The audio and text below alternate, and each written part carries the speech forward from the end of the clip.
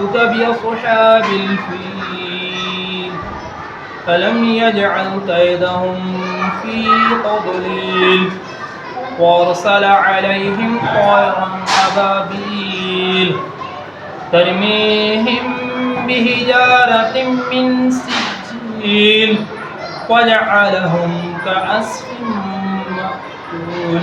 صدق الله العلی العظیم। आप सबको मालूम है कि मीटिंग का मकसद है कि पेरेंट्स एंड टीचर में आपस में रब्ता हो। जब रब्ता होगा तो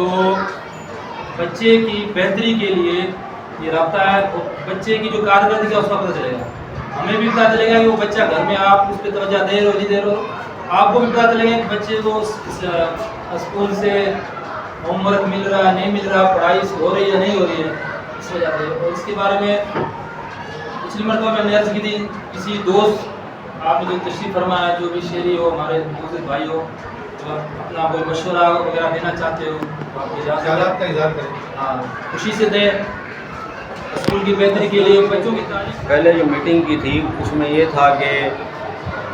भाई वालिदैन को बुलाने का मकसद ये था कि बच्चों का यूनिफॉर्म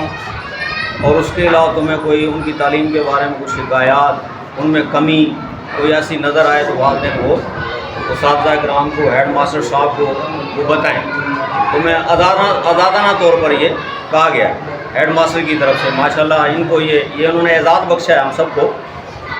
ऐसी इजाज़त देने का, ऐसी मीटिंग करने का। और आज जो वो तो मीटिंग हो गुजरी, उसमें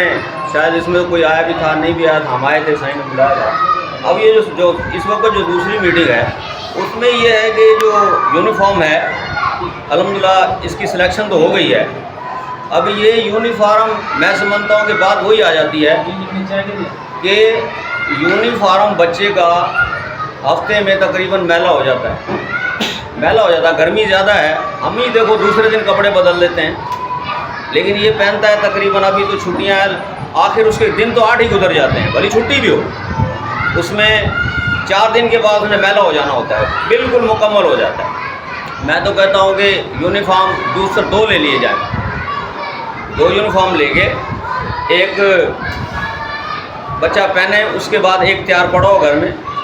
जैसे ही वो ख़राब हो बेटा उसकी तरतीब आपने देनी है, वालिदैन ने घर में सुबह सवेरे भाई अगले दिन देखना है इसका यूनिफॉर्म ख़राब तो नहीं है, उसका अगर ख़राब है तो बेटा आज आपने ये पहन के नहीं जाना है, अभी ये पहन कर जाएँ आप, आपका तैयार पड़ा यूनिफॉर्म।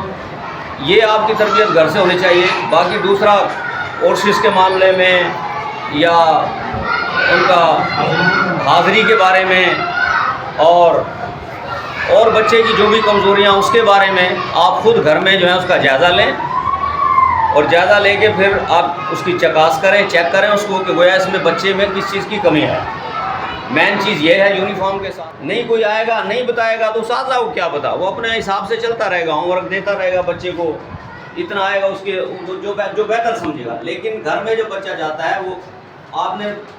आप नहीं देखेंगे तो बार यही कहना पड़ता है, नहीं देखेंगे तो आपको पता नहीं चलेगा मेरा बच्चा कितना होमवर्क कर सकता है, गोया इसकी एक्टिविटीज़ कितनी हैं, ये इतना पूरा कर भी सकता है कि नहीं। फिर दूसरे आप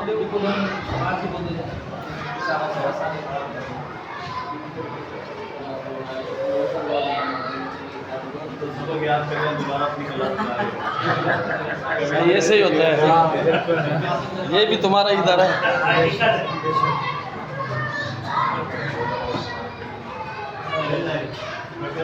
जो उठाओ बस्ता वो देखो स्कूल का है आगे रास्ता, जो लिखता है